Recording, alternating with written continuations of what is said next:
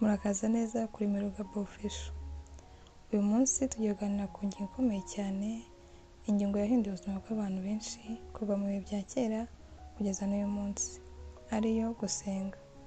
Isi y'uyu munsi irihuta cyane, yuzuyemo amakuru menshi, imihangayiko, indwara, kwiheba ndetse n'ibindi byinshi. Abantu benshi bibaza aho babona amahoro n'imbaraga zo gukomeza. Hari abakoresha amafaranga menshi bashaka amahoro, hari abagerageza kuyashakira mu myidagaduro, mu nshuti, mu kazi cyangwa mu bintu bitandukanye. Nyamara Bibiliya itwereka ko hari isoko y'amahoro, ibyiringiro ndetse n'imbaraga, ariyo gusenga. Gusenga ntabwo ari umuhango gusa, ahubwo gusenga ni ikiganiro hagati y'umuntu n'Imana. Ni igihe umuntu afungura umutima we akawushyira imbere y'Umuremyi we. Uyu munsi tugiye kurebera hamwe impamvu 5 zikomeye gusenga ari ingenzi mu buzima bwa buri muntu.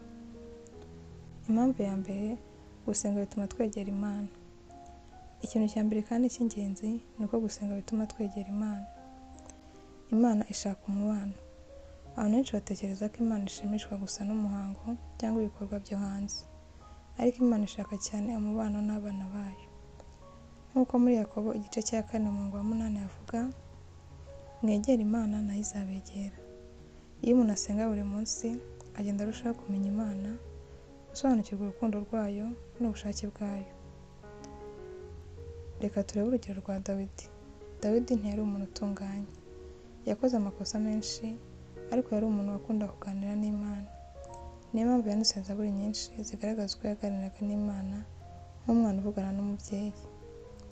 Nk'uko Zaburi 63 umurongo wa 1 havuga, Mana ni wowe Mana yanjye, ndagushaka cyane, ubugingo bwanjye buragukumbuye. Dawidi yari azi ko imbaraga z'ubuzima zitava gusa mu ntambara yatsindaga cyangwa mu bwami yari afite, ahubwo zavaga mu mubano yari afitanye n'Imana.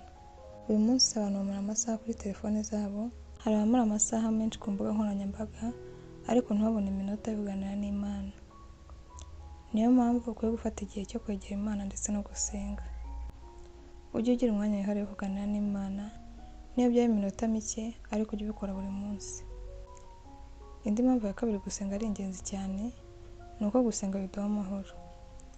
Nta muntu ubaho adahura n'ibibazo, ariko itandukaniro riba mu buryo umuntu ahangana nabyo. Imana itanga amahoro arenze uko umuntu yatekereza. Nk'uko mu Bafilipi igice cya 4 umurongo wa 6 havuga, ntimukagire icyo mwiganyira, ahubwo ibyo mushaka byose bimenywe n'Imana. Reka dufate urugero kuri Yesu. Igihe Yesu yari mu bwato, habaye umuyaga ukomeye cyane. Abigishwa bari bafite ubwoba bwinshi, ariko Yesu we yari atuje. Nk'uko Mariko igice cya 4 umurongo wa 39 havuga, Yesu arabyuka acyaha umuyaga, abwira inyanja ati, ceceka utuze. Ibyari hanze byari ibibazo, ariko imbere muri Yesu hari amahoro. Ni nayo mpamvu umuntu usenga ashobora kunyura mu bihe bikomeye, ariko umutima we ugakomeza gutuza. Gusenga ni imwe mu ntwaro zikomeye zifasha umuntu kubona amahoro, icyizere, ndetse no gukomeza kwizera ko ejo hazaza ari heza kurusha uyu munsi. Indi mpamvu ya gatatu gusenga ari ingenzi cyane, ni uko gusenga bituma tugira icyizere. Nk'uko mu Baheburayo igice cya 11 umurongo wa 1 havuga, kwizera ni ukumenya rwose ibyiringirwa udashidikanya ko bitazaba, kandi ariko kuduhamiriza ibyo tutareba ko ari iby'ukuri. Gusenga rero ni uburyo bwo guhuza umutima wacu n'isezerano ry'Imana, tudashingira ku byubu, ahubwo dushingira ku mbaraga z'Imana. Bituma dutegereza tudacika intege, tugategereza twizeye, ndetse tugategereza twishimiye umutima. Reka dufate urugero kuri Hana. Nk'uko muri Samweli wa mbere igice cya 1 umurongo wa 10 havuga, Hana yari afite agahinda kenshi kubera kubura umwana, ariko yarasenze aho kwiheba. Aho guceceka yahisemo gusenga. Icyo twakwigira kuri Hana ni uko gusenga mu marira ntabwo ari intege nke, ahubwo gusenga ni intwaro y'abantu bafite umutima ushaka Imana. Indi mpamvu ya 4 gusenga ari ingenzi cyane, gusenga bidufasha gufata ibyemezo byiza. Ibyemezo ni intwaro y'ubuzima. Ubuzima bw'umuntu ahanini bushingiye ku byemezo afata. Gusenga bidufasha guhitamo neza, kuko biduhuza n'ubwenge bw'Imana. Gusenga bituma tureka kuyoborwa n'amarangamutima. Amarangamutima ashobora kutuyobya, ariko iyo tuyoborwa n'Imana kandi dusenga, bituma dufata ibyemezo byiza. Urugero rwa Yesu.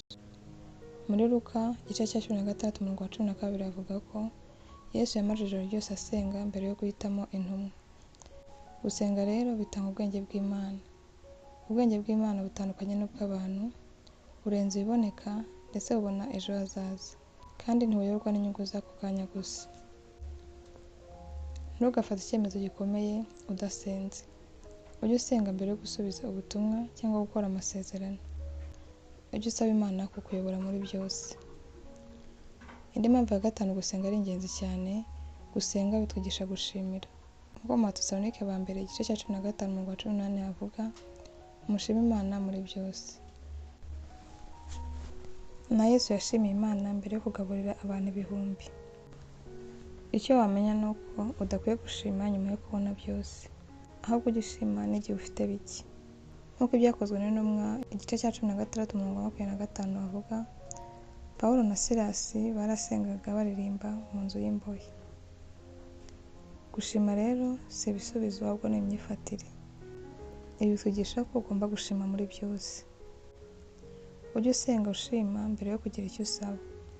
Ujye wibuka ko Imana yagukuye ndetse wibuke n'ibyo yagukoreye. Gusenga si amagambo gusa, ahubwo bitanga icyizere mu gihe cyo gutegereza, bitanga ubuyobozi bwiza mu gufata ibyemezo, kandi bitwigisha kugira umutima ushima. Icyo ukwiye kugira muri iyi video ni uko ugomba guhora usenga muri byose kandi ukizera Imana. Niba iyi video yagufashije, ntibagirwe gukora like, gukora subscribe niba utarayikora, ndetse no kuyisangiza n'abandi. Murakoze.